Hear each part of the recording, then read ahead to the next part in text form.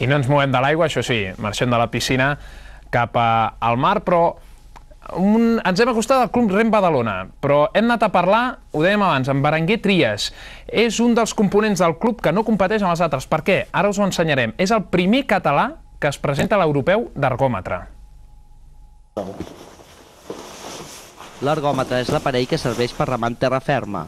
El trobem en la majoria de gimnasos i és un molt bon entrenament per a tots aquells que després remen en mar obert. L'ergòmetre és també la primera prova classificatòria de la Lliga Catalana de Llaguts i ho podem veure a Banyoles en cada inici de Lliga. Aquest aparell, però, ha anat agafant protagonisme i avui dia fins i tot hi ha competicions europees i mundials exclusivament d'ergòmetre.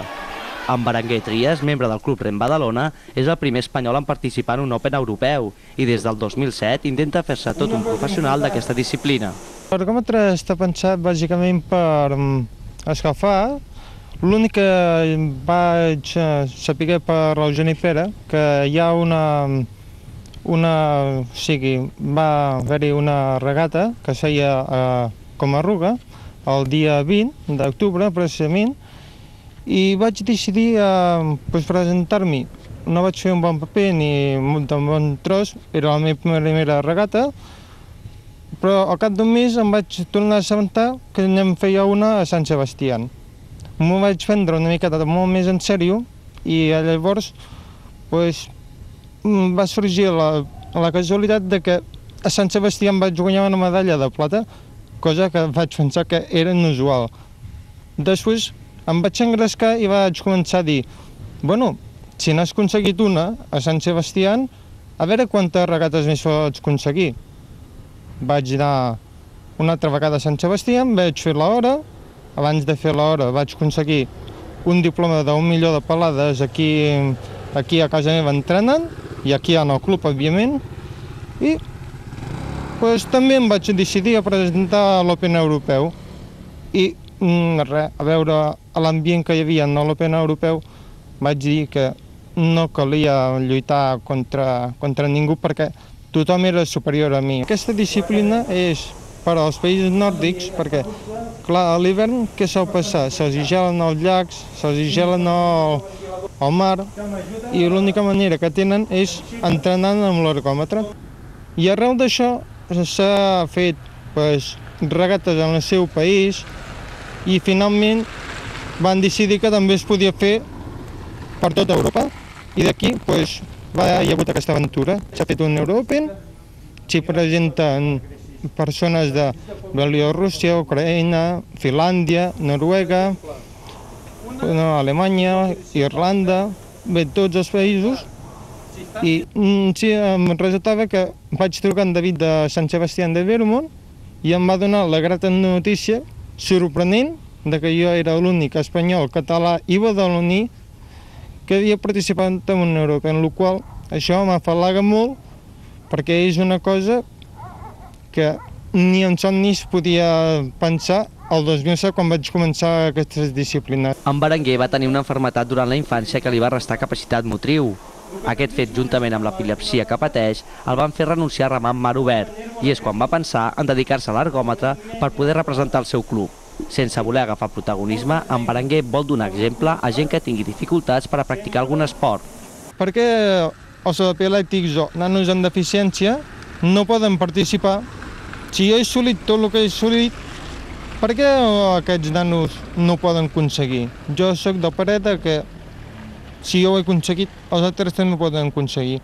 Qualsevol que tingui un propòsit i s'ho vulgui marcar una fita, pot aconseguir, ja et dic que aquesta fita no és difícil, però no és impossible. Porta molt de suor, però no ens hem d'enganyar. Els meus companys, per remar en el llagut, porten moltes hores d'entrenament. Jo, en l'ergòmetre, també tinc moltes hores d'entrenament. O sigui, vull dir, el rem no és una cosa difícil. Tampoc és difícil intentar que nanos que tinguin epilèpsia o qualsevol mancança, qualsevol malaltia que vinguin i que provin el rem. És difícil, sí, però no és impossible.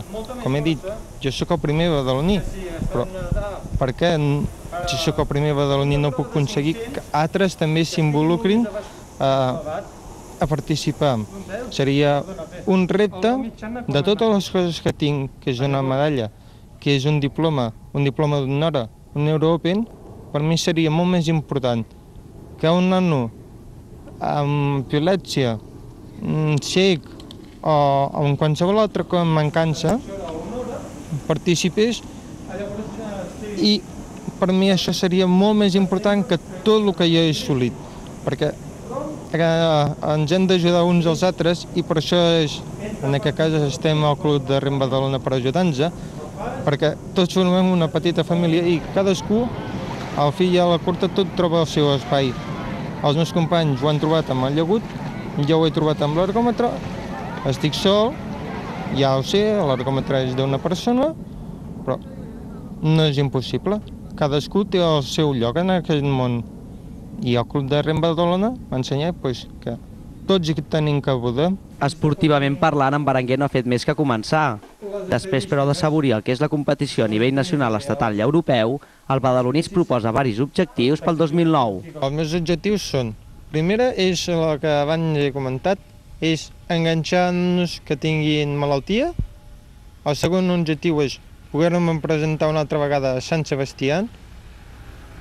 M'agradaria aconseguir un altre objectiu que segurament que també podré, és presentar-me a Esdin.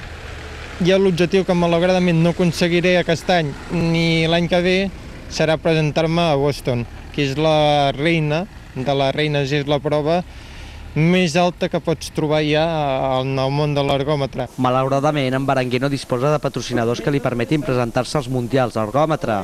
Boston haurà d'esperar. Mentrestant, en Berenguer Trias seguirà preparant-se a consciència per seguir fent història amb l'ergòmetre. Com més el tingui...